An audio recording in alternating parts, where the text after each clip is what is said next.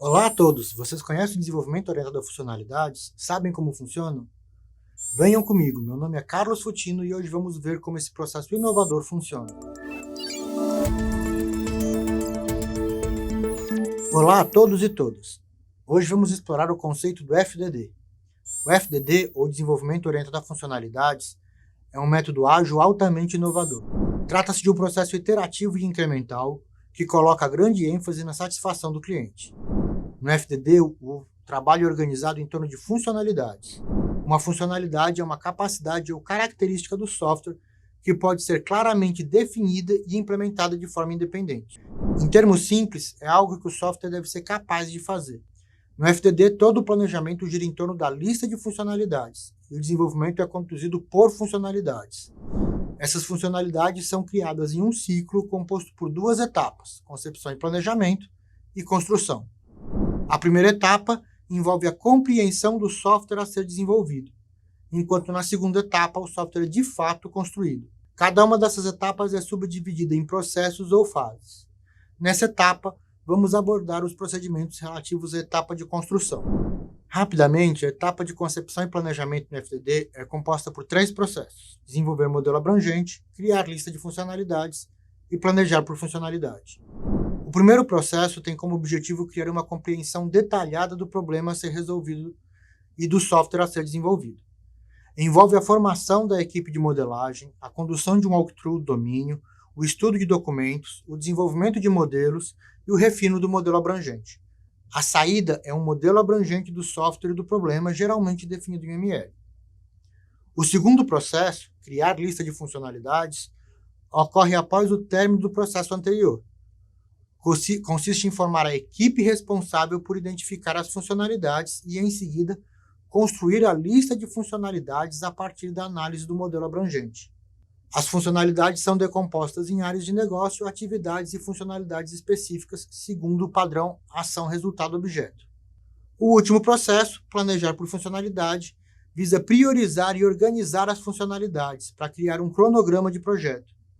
Envolve atividades como a formação da equipe de planejamento, a determinação da sequência de desenvolvimento, a atribuição do conjunto de funcionalidades aos programadores-chefe e a atribuição das classes aos desenvolvedores. A saída é um plano de desenvolvimento que inclui datas de término para as funcionalidades, áreas de negócio, conjuntos de funcionalidades e classes. Essa etapa é geralmente realizada no início do projeto, mas pode ser repetida em ciclos, seguida pela parte de construção. Mas nosso assunto hoje é a etapa de construção. A etapa de construção no FDD é fundamental e segue um processo bem definido. Nessa etapa é criado o software propriamente dito de forma iterativa. Cada parte do software é feita em sequência, com os dois processos acontecendo em ordem em cada ciclo. Primeiro, a equipe de desenvolvimento identifica e prioriza as principais funcionalidades a serem implementadas, com base na lista criada na etapa anterior. Essas funcionalidades são então divididas em pequenas tarefas ou modelos de objetos que podem ser desenvolvidas de forma independente por diferentes membros da equipe. Em seguida, a equipe de desenvolvimento realiza a construção dos modelos de objetos em um processo sequencial.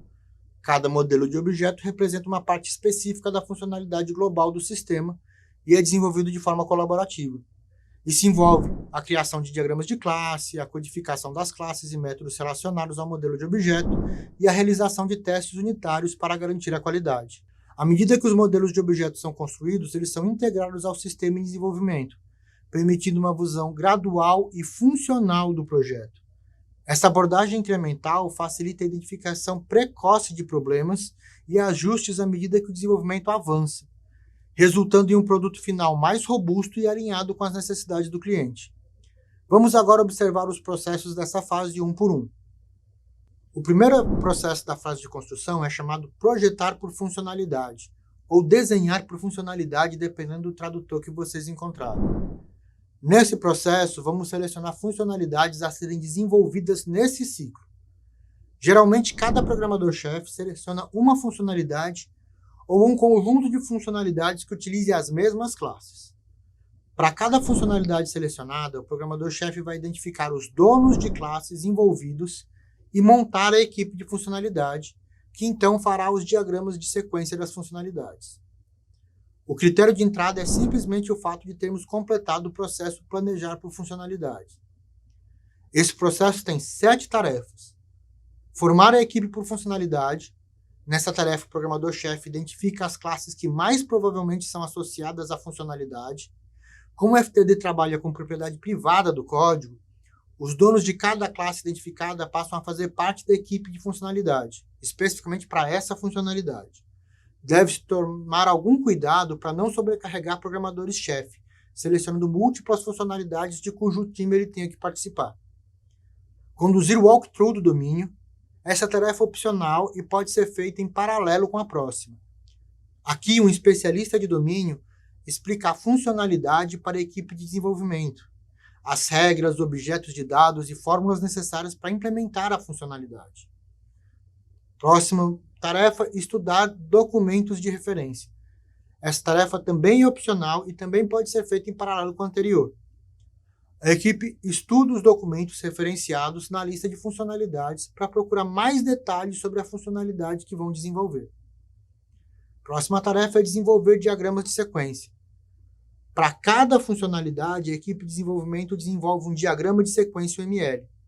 Esse diagrama deve ser detalhado e terá anotações quanto a dúvidas ou esclarecimentos necessários.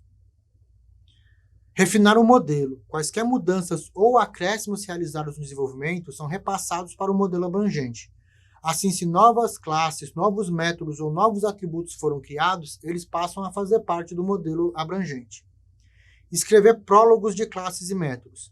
A equipe de funcionalidade escreve o prólogo das classes, que são versões simples, com funcionalidade limitada de classes, geralmente contendo somente assinaturas e nenhuma implementação. Pode incluir o desenvolvimento de teste nessa tarefa.